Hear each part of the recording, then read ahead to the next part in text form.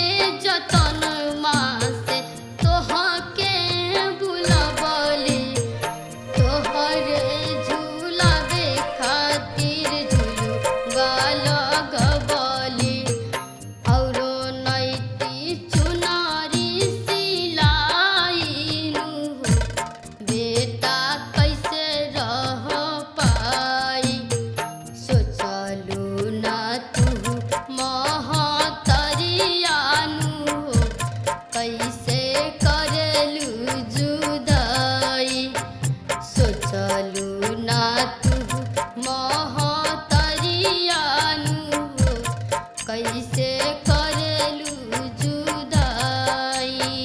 सोचलू ना तू महतरियानु हो कैसे सहब हम जुदाई। सोचलू ना तू महतरियानु।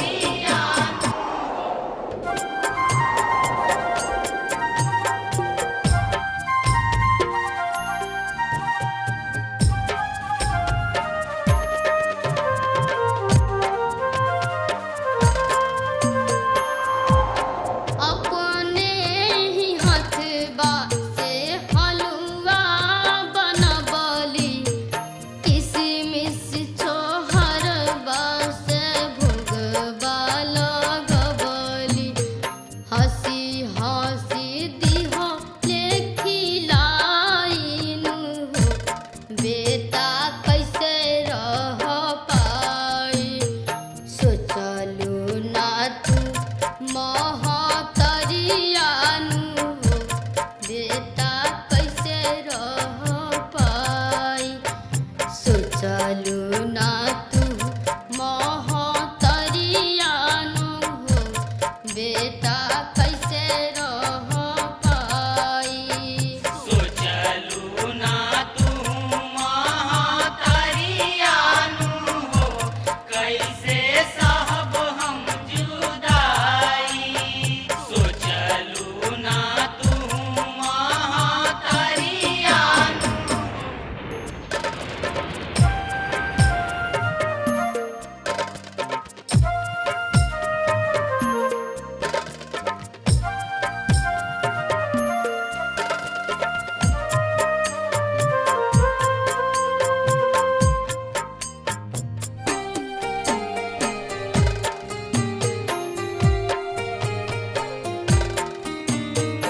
अब नाही अखिया से लोरबा रुकेला। फाटल आसमान जैसे रहिया फटेला। करी कैसे सनुआ विदाईनु हो कैसे करेलू जुदाई।